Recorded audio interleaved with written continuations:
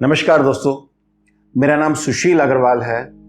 मेरा सौभाग्य इस बात को लेकर के है कि मैं आज आपके सामने बात कर पा रहा हूँ, क्योंकि मैं कोविड-19 की महामारी के बहुत बुरे दौर से गुजरा हूँ और मैंने अपना रियल लाइफ एक्सपीरियंस शेयर करने की कोशिश की है। साथ साथ में मैं किस प्रकार से मानवता की सेवा कर सकता हूँ, मदद कर सकता हूँ, ये सारी बातें मैं आपको बताने जा रहा हूँ। आपसे हाथ जोड़ के विनती है कि मेरे साथ जुड़े रहें।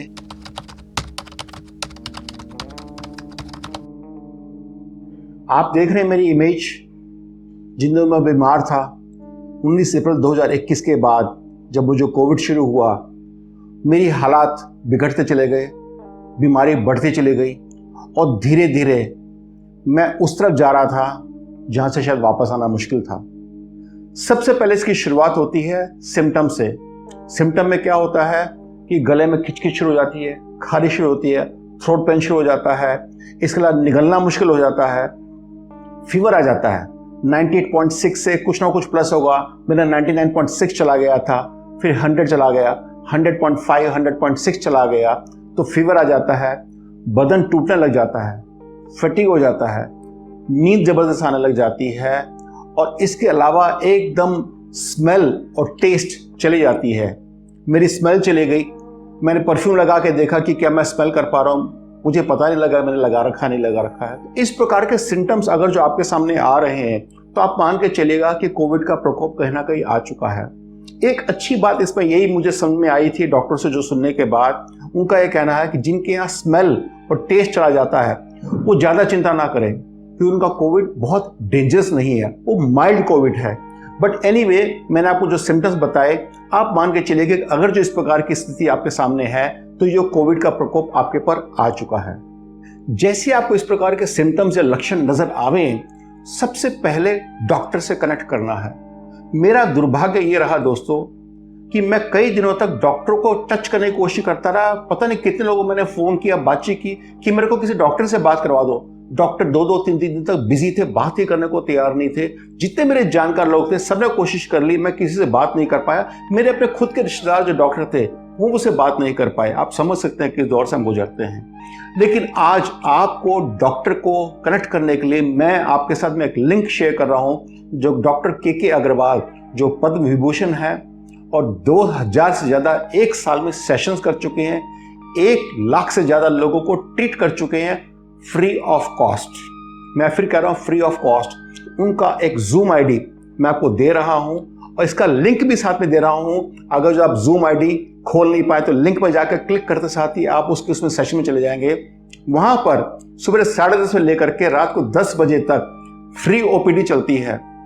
100 से ज्यादा डॉक्टरों की टीम उन्होंने ट्रेन की हुई है, जिनका काम यही है कि पूरे विश्व से जहां जहां जितने भी रिक्वायरमेंट उनके पास आ रही है, जैसे ही आप जूम के अंदर जाएंगे, एक कमरे में चले जाएंगे, वो आपको गाइड करेंगे क्विकली कि आप इस डॉक्टर के बातचीत कीजिए, इस डॉक्टर से बातचीत कीजिए। हाथों हाथ आपको डॉक्टर के रूम में शिफ्ट कर देंगे।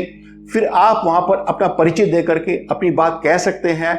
डॉक्टर हाथों हाथ ही आपको दवाई लिखवाएंगे और आपको फाइल नंबर भी अलॉट करेंगे, जो मेरे साथ भी हुआ। मैं इसलिए बता रहा हूं कि आप समझ सकते हैं कि मुझे डॉक्टर का प्रबंध नहीं कर पाया, तो मैंने भी ये कोशिश करी जो मैं आपको बताने जा रहा हूं कि आप इसको करें और इत्मीनान से करें। नंबर 1। नंबर 2, किसी कारणवश आपको लगे कि हमने इनसे तो बात कर ली, लेकिन हमें एक सेकंड ओपिनियन भी चाहिए, जिसका आपका हक है और आपको करना चाहिए। मेरे हिसाब से कोई गलती नहीं है। मैंने भी सेकंड ओपिनियन लेने की कोशिश की थी, जिसको मुझे 6 दिन के बाद मुझे कोई डॉक्टर मिल पाया। वो भुवनेश्वर से मेरे से कोई ऑनलाइन डॉक्टर मिला, उसने मेरे को कंसल्टेशन दी। रात को 10:30 बजे अपॉइंटमेंट मिला मुझे। तो यानी कि सेकंड कंसल्टेशन के लिए मैं आपको रतन टाटा जी का जो समूह है, टाटा वालों ने एक अच्छी मुहिम शुरू करी है, मैं उसका लिंक आपको दे रहा हूं। आपको क्या करना है, उस लिंक पर क्लिक कीजिएगा और आप जब उस पर जाएंगे तो मात्र 100 रुपए में आपको हाथों हाथी कोई ना कोई डॉक्टर अटेंड करेगा। आप पेमेंट कीजिएगा, हाथों कंसल्टेशन लीजिए और आप कह सकते हैं कि मैंने डॉक्टर के अग्रवाल से बातचीत की थी या उनकी टीम से बात करी है या नहीं करी किसी कारणवश, और आप टाटा वालों से ही बातचीत कर रहे हैं, तो हमें इस प्रकार की प्रॉब्लम है, सिम्टम्स है, इसका इलाज क्या है बताइएगा। वो बड़े इत्मीनान से सुनेंगे, एक्सपर्ट्स हैं, ट्रेंड है और आपकी हाथों मदद करेंगे। यानी कि नंबर 1, आपको फ्री में कंसल्टेशन डॉक्टर के अग्रवाल से मिल सकती है। नंबर 2, आपको 100 रुपए मात्र में रतन टाटा जी के समूह से आपको कंसल्टेशन मिल सकती है। नंबर 3, आप प्रैक्टो PRACTO प्रैक्टो का लिंक मैं आपको दे रहा हूं। प्रैक्टो पे जाकर के ऑनलाइन डॉक्टर्स ढूंढ सकते हैं अपनी चॉइस के हिसाब से।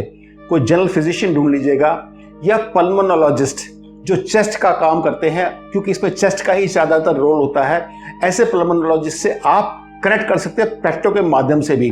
तो यानी कि आपको डॉक्टर के लिए नहीं तरसना है, ये काम आपको करना है, ये मैं आपको रिक्वेस्ट करना चाहता हूं। आपको जैसी लक्षण नजर आए, सबसे पहले आपको ये ऑक्सीमीटर लेना है, जो मार्केट में मुझे नहीं पता कितने का मिल रहा है। लोग कहते हैं शायद 1000 रुपए का, कोई 1500 का। लोगों ने काफी महंगे रेटों में बेचा, बट मेरे हिसाब से मैं एक कोशिश ये कर सकता हूं कि इस प्रकार के ऑक्सीमीटर्स, थर्मामीटर्स, ये 2 चीजें मैं आपको अपने यहां से फ्री ऑफ कॉस्ट में, बिना कोई चार्ज के उपलब्ध कराने की कोशिश करूंगा, जो मेरे यहाँ फैक्ट्री से कलेक्ट किए जा सकते हैं, या हम कोशिश कर सकते हैं कि आपके यहाँ भिजवाया जा सके, जैसे भी कर सके। तो आपका ऑक्सीजन सैचुरेशन 93 या 94% से ऊपर होना चाहिए, 100 तक जा सकता है।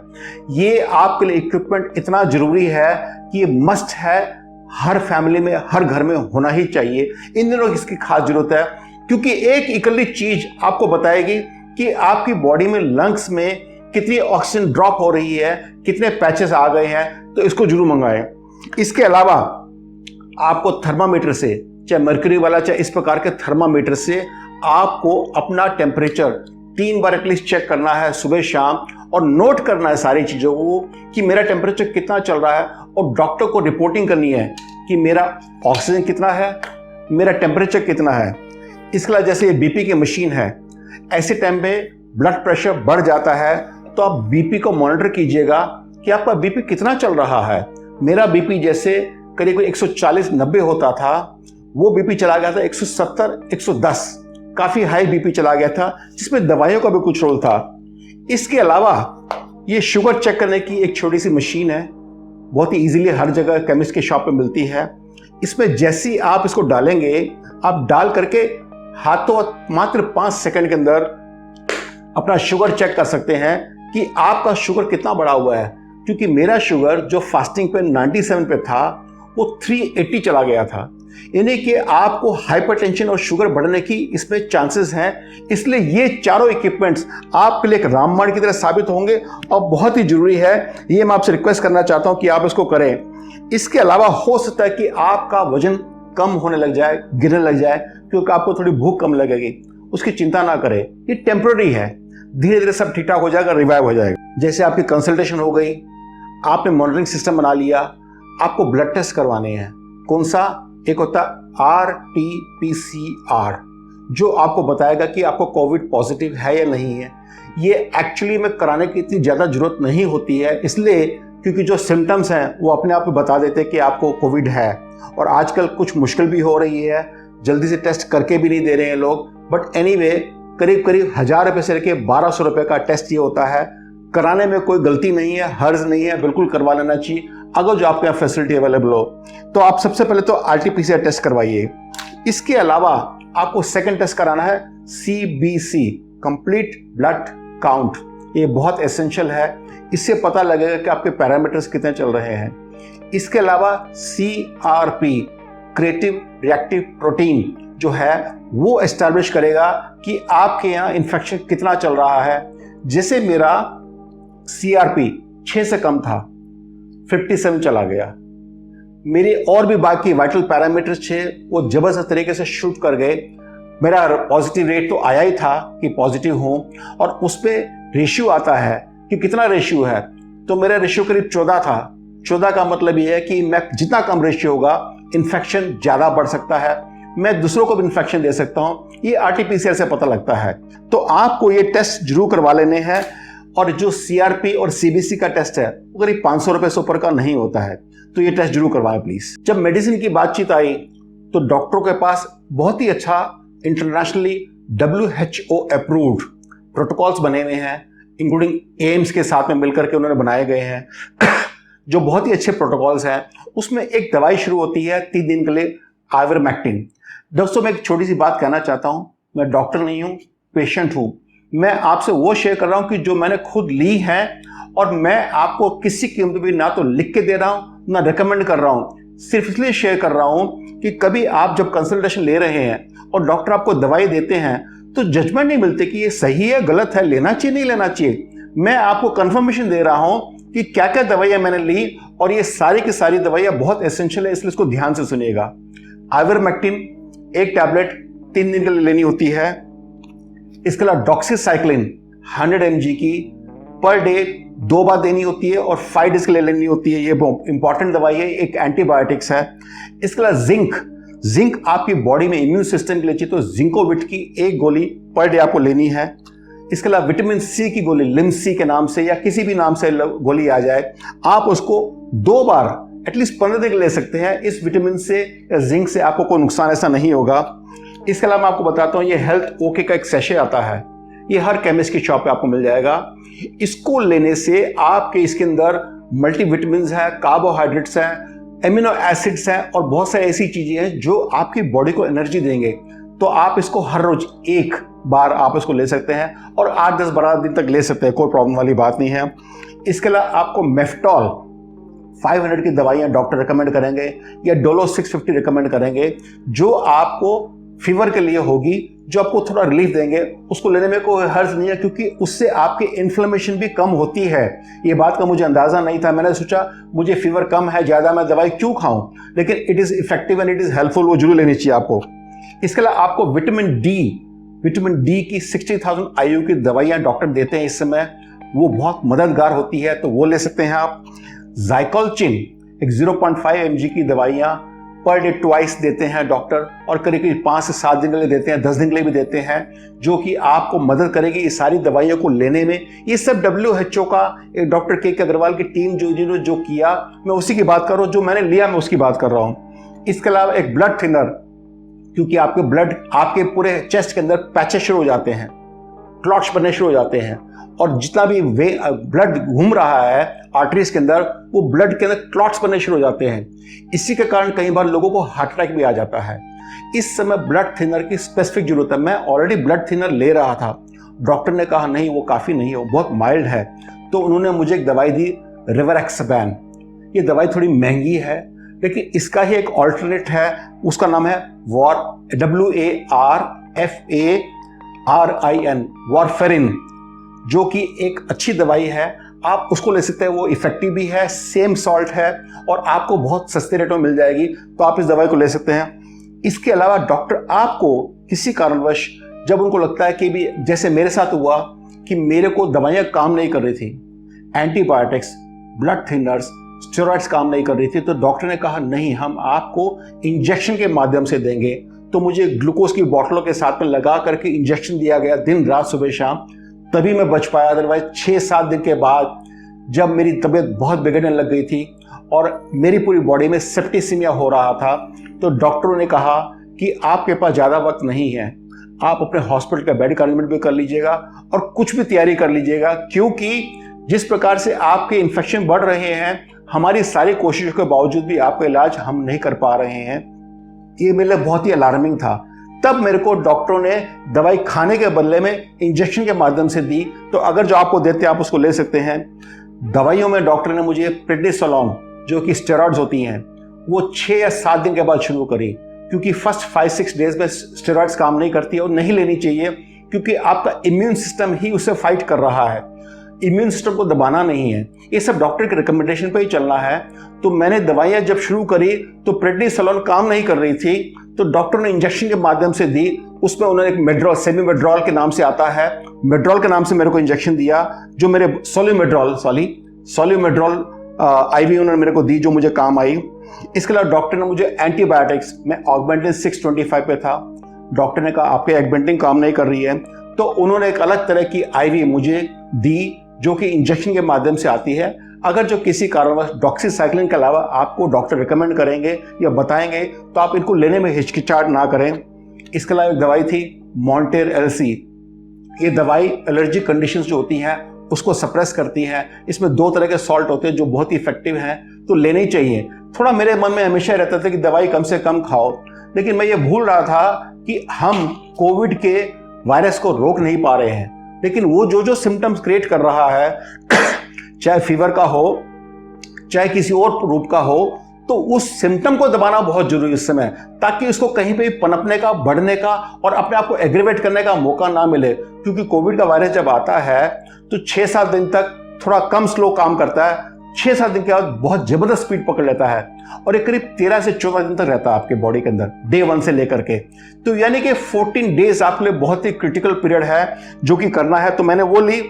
इसके अलावा डॉक्टर ने जब देखा कि मेरे को कोई भी इफेक्टिव काम नहीं आ रही है, तो डॉक्टर ने मिले फैबीफ्लू मेडिसिन को भी इंट्रोड्यूस किया। उन्होंने पहले दिन मुझे ज़्यादा डोज दी, फिर सेकंड डे से मेरे को उन्होंने करीब करीब 13 दिन तक कहा कि आप उसको हर रोज सुबह शाम 2-2 गोलियां खाइएगा, फैबीफ्लू खानी ही खानी है आपको। ये मुझे दवाई मिली। इसके अलावा क्योंकि मेरे को कॉफ थी, कॉफ होती ही है और चेस्ट पे जम गई थी और मैं सांस नहीं ले पा रहा था, बोल नहीं पा रहा था, तो डॉक्टर ने एक दवाई दी म्यूकोलाइट। मैं उससे पहले कुछ और सिरप्स ले रहा था जो कि आयुर्वेदिक सिरप्स थी या कॉफ के सिरप्स थी जो आम मिलती हैं, जिसकी इमेजेस भी मैं आपसे शेयर कर रहा हूं। लेकिन डॉक्टर ने कहा, मिस्टर अग्रवाल आपका शुगर बहुत बढ़ गया है, आपका बीपी भी बढ़ा हुआ है, इसलिए हम आपको कोई भी ऐसी दवाई जिससे शुगर आपका शूट अप होकर नहीं दे सकते। तो उन्होंने जो म्यूकोलाइट दी, ये कॉफ को ठीक करने के लिए है, ये दवाई काम मेरे आई।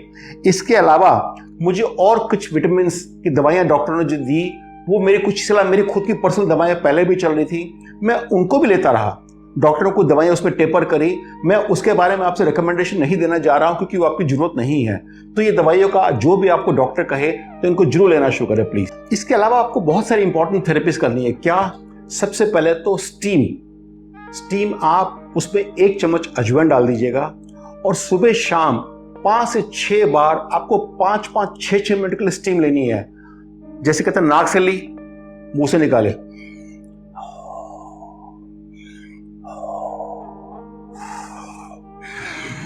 मुंह से ली, नाक से निकाली। ये आपको नॉन स्टॉप करनी है दोस्तों। ये रामबाण की तरह साबित होती है। स्टीम के अलावा आपको सॉल्ट, जैसे ये हल्दी और नमक का एक मिश्रण है, इस प्रकार के आपको सॉल्ट से सुबह और रात को 100% आपको गर्म पानी से गरारे करने हैं। अच्छे से गार्गलिंग कीजिएगा, दिल खोल के गार्गलिंग कीजिएगा, क्योंकि जो वायरस है वो आपके गले में चिपका हुआ है, नीचे जाने की कोशिश कर रहा है। उससे पहले आप उसको कैसे ट्रीट कर पाते हैं, और थ्रोट का इन्फेक्शन दूर करना जरूरी है। इसके अलावा आप बीटाडीन के गार्गल कर सकते हैं 3 से 4 बार स्टीम, और उसके अलावा आपको ये बीटाडीन का गार्गल करना है। आप 1 चम्मच या एक इसका कैप जो है एक करीब 100 ml पानी के अंदर डाल दीजिएगा और उससे गार्गल कीजिएगा, बहुत ही अच्छा लगेगा। ये एक एंटीसेप्टिक ट्रीटमेंट है। इसके अलावा डॉक्टर्स आपको नेबुलाइजर दे सकते हैं। नेबुलाइजर बहुत ही इंपॉर्टेंट चीज है ऐसे वक्त पे, क्योंकि आपके चेस्ट पे कंजेशन हो रहा है और आपके यहाँ क्लॉटिंग शुरू हो गई है। तो नेबुलाइजर क्या करेगा, उसमें 2 तरह की आती हैं, एक ब्यूडाकोट और ड्यूलिन। ये डॉक्टर अपने आप रेकमेंड करेंगे, मैं रेकमेंड नहीं कर रहा हूं दोस्तों। मैं आपको बता रहा हूं मैंने क्या लिया। ये स्टेरॉइड्स बेस्ड हैं, लेकिन इससे इफेक्ट क्या होता है कि चेस्ट के अंदर कोई भी इंफेक्शन होगी तो उसको दूर करने की कोशिश करता है। Nebuliser at least 2 to 3 times a day लेना चाहिए। इसके अलावा वेरी इंपॉर्टेंट बात क्या है, हर रोज एटलीस्ट 15 मिनट से लेके आधे घंटे तक सुबह और शाम को जितना हो सके आप लोग सन बाथिंग कीजिएगा, सूरज की रोशनी को लीजिएगा, आपकी बॉडी में जा करके आपकी दवाइयाँ और आपके खाने पीने को सबको मिला करके आपकी बॉडी को हील करेगी। ये एक रामबाण की तरह साबित होता है। इन सबको ट्रीटमेंट को करिएगा प्लीज। इसके अलावा मैं आपको लिक्विड्स के बारे में बताता हूँ दोस्तों कि लिक्विड्स क्या क्या लेने चाहिए। आपको चाय कॉफी से अवॉइड करनी है और कोशिश करें कि आप हर्बल टी लें। इसके अलावा आपको मौसम्बी का जूस, माल्टा का जूस या फिर टेंडर कोकोनट, जो कोकोनट वाटर होता है, ये बहुत ही रामबाण की तरह बहुत ही अच्छा है। 3 बार एटलीस्ट आप टेंडर कोकोनट ले सकते हैं। नींबू की शिकंजी पी सकते हैं अगर जो आपको थ्रोट में इन्फेक्शन नहीं है, और मैं हेल्थ ओके की सेशे के बारे में आपको बता ही चुका हूं। इसके अलावा बड़ी इंपॉर्टेंट बात यह है कि आपको 3 से 4 लीटर पानी पीना है रोज का। और पानी कौन सा पीना है? एल्कलाइन पानी। आप पूछेंगे एल्कलाइन पानी क्या होता है? जो भी आज आप पानी पी रहे हैं वो एसिडिक वाटर है और बॉडी के अंदर भी एसिडिटी बढ़ जाती, एसिडिक होता है, तो इसीलिए आपका जो ब्लड है वो 7.53 pH का है। तो एल्कलाइन इस समय आपके लिए एक बहुत ही बड़ा दवाई का काम करेगा। और उसको करने के लिए क्या करना है, आप पानी का जग ले लीजिएगा उसमें 3 या 4 खीरे के पीस डाल दीजिए, 2 पीस या 3 पीस नींबू के डाल दीजिएगा काट करके, और उसको फ्लोट करने दीजिएगा। थोड़ा पुदीना भी डाल सकते हैं आप उसके अंदर। डाल करके सुबह शाम आप उसी से पानी पीजिएगा, बार बार उसी पर डालते रहिएगा, रिफिल करते रहिएगा। फिर अगले दिन फिर आप चेंज कर दीजिएगा। ये आपके बहुत ही काम आने वाला है। एल्कलानिटी आपकी बॉडी में बनी रहेगी तो आपकी बॉडी की हीलिंग पावर बहुत बढ़ जाएगी। इसके अलावा आपको प्रीबायोटिक्स VSL3 के नाम से आती है, ये भी ले सकते हैं, या याकुल्ट ब्लू कलर का आता है, ये भी ले सकते हैं। प्रोबायोटिक्स में आप बटर मिल्क ले सकते हैं। बटर मिल्क बहुत ही अच्छी चीज़ है। दही भी खा सकते हैं अगर जो आपको किसी कारणवश कहीं पे थ्रोट इन्फेक्शन नहीं हो या आपको किसी प्रकार की कंजेशन नहीं हो तो आप दही भी ले सकते हैं। ये छोटे मोटे लिक्विड्स को आपको जरूर लेना चाहिए। जब खाने की बारी आती है दोस्तों, तो सबसे पहले एक चीज़ का ख्याल करना आपको कि लो सॉल्ट, यानी कि आपको जो रॉ सॉल्ट व्हाइट कलर का होता है ये ना लेकर के सेंधा नमक लेने की कोशिश कीजिएगा। ये बहुत ही आपके लिए मददगार साबित होगा। उसके अंदर सोडियम परसेंटेज कम होता है। लो शुगर, व्हाइट शुगर के बदले में आप कोशिश करें कि गुड़ या शक्कर ले, ये आपके बहुत ही काम आने वाली है, वरना आपकी शुगर राइज होनी ही होनी है इस समय। इसके अलावा हाई प्रोटीन डाइट आपको लेनी है। हाई प्रोटीन में क्या है? पनीर है, टोफू है, दाल है, मिलेट्स, ज्वार, बाजरा, रागी, इस प्रकार की चीज़ें आप ले सकते हैं जो कॉम्प्लेक्स कार्बोहाइड्रेट है, जो आपकी बहुत मदद करेगा, फाइबर युक्त भी है और आपकी शुगर को शूट अप नहीं करेगा। ग्रीन सैलड्स ले सकते हैं आप, वेजिटेबल जूसेस ले सकते हैं, किनोआ ले सकते हैं आप। अपने यहाँ खरबूजे के सीड्स जो आते हैं, बीज, वो ले सकते हैं। चिया सीड्स ले सकते हैं। पिस्ता खा सकते हैं, पिस्ता में भी आपके पास प्रोटीन काफ़ी ज़्यादा होता है। फ्लैक्स सीड्स ले सकते हैं। आपको कोई भी प्रोसेस्ड फूड या पैकेज्ड फूड्स इस समय नहीं खाना चाहिए। इसके अलावा आपको किसी कीमत पे भी पिज़्ज़ा, बर्गर या मैदे का सामान इस समय नहीं खाना चाहिए, वो आपके काम नहीं आएगा। इसके अलावा फ्रूट्स के अंदर आप कीवी, ऑरेंज, खरबूजा, सीजनल फ्रूट, कुछ कोशिश कीजिएगा चीकू और अंगूर अवॉइड कीजिएगा क्योंकि वो बहुत ही हाई शुगर कंटेंट होता है। इसके अलावा आप सब्जियों में हरी मटर, पालक, एवोकाडो फ्रूट्स में ले सकते हैं आप, मशरूम, ब्रोकली, गोभी और इस तरह की चीज़ ले सकते हैं। कुछ बादाम और अखरोट भी ले सकते हैं अगर जो आपके पास अवेलेबल हो, तो वो भी आपकी काफ़ी मदद करेंगे क्योंकि ये प्रोटीन्स के अंदर और आपके विटामिन के में काफ़ी हेल्प करेंगे। तो इस प्रकार के खाने का आपको ख्याल रखना है और हर बार लाइट फूड लेना है, क्वांटिटी कम रखिएगा, ज़्यादा आपको भूख भी नहीं लगेगी और आप ज़्यादा खाएंगे तो आपको बहुत तकलीफ होनी शुरू हो जाएगी क्योंकि ऑलरेडी आपकी चेस्ट कंजेस्टेड है, आपको भूख भी नहीं लग रही है। तो कोशिश कीजिए छोटे मील्स लीजिएगा। आप चाहे हर 1 घंटे में, 1.5 घंटे में, 2 घंटे में कुछ पी रहे हैं, कुछ खा रहे हैं, इट इज़ ओके। ये वक्त ऐसा है, इसको गुजार लीजिएगा, आप बिल्कुल हेल्दी हो जाएंगे, फिर रूटीन पे आ जाइएगा। आपको एक्सरसाइज क्या करनी है? आपको ऐसे वक्त में हर रोज 6 मिनट सवेरे, 6 मिनट शाम को, मिनिमम 6 मिनट बता रहा हूं कि 6 मिनट का टेस्ट डॉक्टर कहते हैं। ये आपको टेस्ट करना, वॉक करना है। वॉक करने के बाद आपको ऑक्सीमीटर में उंगली डाल करके ये चेक करना कि आपकी ऑक्सीजन कितनी ड्रॉप हुई, क्योंकि अगर जो आपकी ऑक्सीजन 94 से ऊपर थी, 97, 98, 99, 100 थी और किसी कारणवश वॉक करने के बाद वो 93, 94 से कम आ रही है तो आपके सामने एक सिग्नल आ जाता है कि आपके साथ प्रॉब्लम बढ़ रही है। इसके अलावा आपको ब्रीदिंग एक्सरसाइज करनी है जिसमें कि आप बैलून को फुलाएं। अंदर लिया, मैं उसकी इमेज आपको दिखा रहा हूं, बैलून को फुलाएं आप। इसके अलावा आपको एक स्पायरोमीटर आता है जिसमें कि आप बॉल्स होती हैं, उसको हवा से जब पुश करते हैं तो वो तीनों की तीनों बॉल उड़ जाती हैं। ये बहुत ही मददगार साबित होगी। ये ब्रीदिंग एक्सरसाइज आपको लंग्स के लिए करनी जरूरी है। इसके अलावा कोई स्ट्रॉ लेकर के आप, स्ट्रॉ से आप पानी के अंदर बुबले बना सकते हैं, बच्चों की तरह फूंक सकते हैं। फूंकते रहेंगे तो बुबले निकलते रहेंगे। मकसद ये है कि आपको अपनी बॉडी से, अपने लंग्स से जितना कार्बन डाइऑक्साइड है उसको एक्सेल करना है, ज्यादा बाहर फेंकना है और जितना ज्यादा ऑक्सीजन अंदर उसको लेना, इसे अंदर लेना।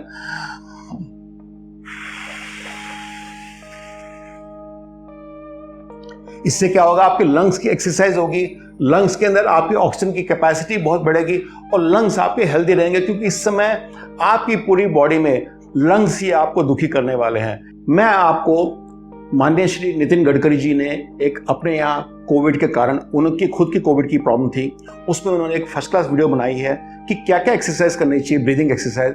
वो मैं आपको वीडियो का लिंक शेयर कर रहा हूँ, आप उसको जाकर के चेक कर सकते हैं। ये आपकी बहुत ही मददगार साबित होने वाली है, इसको आप प्लीज कर लीजिएगा। दोस्तों, जब आप 14 दिन करीब निकाल लेंगे और धीरे धीरे इसके 3 फेज है। फर्स्ट पहले से लेकर 6-7 दिन तक जो आपके लिए एक फेज है जब वो बढ़ रहा है, फिर 6-7 तारीख से लेकर के 13-14 तारीख तक जब इस समय ये घमासान एक तरह से आपके साथ में छा जाएगा, आपको बहुत दुखी करने की कोशिश करेगा। 14 दिन के बाद ये धीरे धीरे टेप होना शुरू हो जाएगा, खत्म होना शुरू हो जाएगा। तो आपको किसी कारणवश अगर 6-7 दिन के बाद ऑक्सीजन की जरूरत पड़े तो मैं आपको किस प्रकार के रिसोर्सेज से आपको ऑक्सीजन मिल सकती है, कॉन्सेंट्रेटर्स मिल सकता है। कभी कभी ऑक्सीजन की सप्लाई कम हो जाने के कारण या ऑक्सीजन सिलेंडर ना मिलने के कारण ऑक्सीजन कॉन्सेंट्रेटर की ब्यूटी ये है कि वो अपने आप ऑक्सीजन बना लेता है। मैं आपको इमेज दिखा रहा हूं, तो आप अगर जो कहीं पे भाड़े पे मंगवा सके या ले सके, मैं आपको लिंक भी दे रहा हूं जिस लिंक में आप क्लिक करके चेक कर सकते हैं कि कहां कहां पर क्या क्या फैसिलिटी अवेलेबल है। भगवान ना करे आपको जरूरत पड़ जाए तो ऑक्सीजन या ऑक्सीजन कॉन्सेंट्रेट लेने में हेजिटेट मत कीजिएगा। ये बहुत ही कारगर साबित होगी क्योंकि आपके लंग्स को जो ऑक्सीजन चाहिए वो सपोर्ट मैकेनिज्म हो जाने से आपका ऑक्सीजन सैचुरेशन लेवल हमेशा 94 से ऊपर ही रहेगा, जिससे कि आप अपने आप को स्वस्थ महसूस करेंगे और आप आगे बढ़ पाएंगे। तो ये बहुत इंपॉर्टेंट चीज है। इसके अलावा किसी कारणवश आपको बाई चांस हॉस्पिटल जाना पड़ गया क्योंकि आपका ऑक्सीजन लेवल 90 से कम ड्रॉप होता जा रहा है, आपका चेस्ट के अंदर कंजेशन बढ़ रहा है, सीटी रेशियो बढ़ गया है, सीटी से पैचेस बढ़ गए हैं, या आपका सीआरपी बढ़ गया है, या आपका सीबीसी के अंदर टीएलसी बढ़ गया है, तो उस सूरत में अगर जो हॉस्पिटल भी जाना पड़ जाए तो हॉस्पिटल कहाँ क्या क्या अवेलेबिलिटी है वो लिंक भी मैं आपसे शेयर कर रहा हूं, जिससे कि आप चेक करके हाथों ऑनलाइन समझ सकते हैं। ये रियल टाइम पे डेटा है जो हमेशा कई बार इंसान जब परेशान हो जाता है उसको समझ में नहीं आता कि किससे बातचीत करूं, कौन मेरी मदद करेगा। तो मैं लिंक दे रहा हूं, इस पे आप कर सकते हैं। और किसी कारणवश आपको या आपके पेशेंट को वेंटिलेटर पे जाना पड़े तो हेजिटेट मत कीजिएगा। वेंटिलेटर पे जाने वाले ऐसे लोग नहीं है कि वो वापस नहीं आते हैं। इनफैक्ट वेंटिलेटर क्या करेगा, आपके पूरे लंग्स को सपोर्ट करेगा, अपने आप आपके लंग को, हार्ट को ऑक्सीजन देता रहेगा और आपकी बॉडी को ज्यादा काम करने के लिए कुछ आपकी जरूरत नहीं रहेगी, तो उससे आपकी बॉडी फास्टर हील होगी। तो वेंटिलेटर लगाने में बिल्कुल भी हेजिटेट ना करें। ये सारे रिसोर्सेज मैं आपको नीचे दे रहा हूं। इसके अलावा मैं यही कहना चाहूंगा दोस्तों लास्ट में कि आज वक्त ऐसा है, मुझे नहीं पता बीमारी कब जाएगी, भगवान करे जल्दी जाए। आपको नंबर 1 मास्क, डबल मास्क भी लगाना पड़ जाए, सर्जिकल मास्क 3 लेयर का लगा के रखना है 100%, कोई उस पर चॉइस नहीं है। कोशिश करें कि आप सोशल डिस्टेंस मेंटेन करें, क्योंकि कहीं ना कहीं एयरबॉर्न हो चुका है। जैसे मुंह से कोई बात निकलती है, हवा में जाकर के चिपक जाती है, घंटों घंटों हवा में भी रहती है, तो इसलिए आपको तकलीफ आ सकती है। इसके अलावा जब आपके पास आपका नंबर आए, वैक्सीनेशन जरूर करवाए। मेरा सौभाग्य शायद इस बात को लेकर था कि मेरा एक वैक्सीन हो चुका था, शायद वो नहीं होता। मैं 60 साल का हूं दोस्तों, मेरी कुछ अंडरलाइन कंडीशंस है। मेरे को कोरोनरी हार्ट डिजीज भी है, हाइपरटेंशन भी रहा, हाइपोथायराइडिज्म रहा, मुझे कुछ प्री डायबिटिक्स भी रहा, मेरे पास और भी कई कंडीशंस ऐसी थी। तो मेरे लिए बच पाना और जिंदा रह पाना बहुत ईजी नहीं था। और जिस प्रकार से मैं स्ट्रगल कर रहा था और एक बार ऐसा लग रहा था कि शायद नहीं बच पाऊंगा, मेरा सौभाग्य इस बात को लेकर मैं उनका सबका धन्यवाद करना चाहता हूं, सारे डॉक्टरों का, मेरे परिवार का, मेरे उन सारे लोगों का जिन्होंने मेरे लिए प्रार्थनाएं की और मैं जैसे से रिवाइव हो गया। आज मेरी कोशिश क्या है कि मैं नॉट ओनली आपके साथ में वो रिसोर्स या वो एक्टिविटीज क्या क्या करनी चाहिए वो ईमानदारी से शेयर करूं, ये भी आपको वायदा करने की कोशिश करूं कि जहां जहां मेरी हैसियत, हिम्मत, ताकत होगी, मैं फ्री ऑफ कॉस्ट में, चाहे ऑक्सीमीटर हो, चाहे थर्मोमीटर हो, चाहे फ्री खाना हो, चाहे आपको फ्री कंसल्टेशन हो, फ्री दवाइयां हो, या कोई और रिसोर्स की जरूरत हो, मैं जितनी हैसियत होगी मैं कोशिश करूंगा कि आप तक पहुंचा सकूं, आपको दे सकूं। ये मानव कल्याण के लिए मुझे जो भगवान ने एक वक्त दिया है जिंदा कर करके, मैं उसकी कुछ ना कुछ भरपाई कर सकूं, यही मेरा लक्ष्य है। यही मैं आपको कहना चाहता हूं। आपसे हाथ जोड़ के विनती करूंगा, आप स्वस्थ रहें। मैं आपकी मंगल कामना करता हूं। धन्यवाद।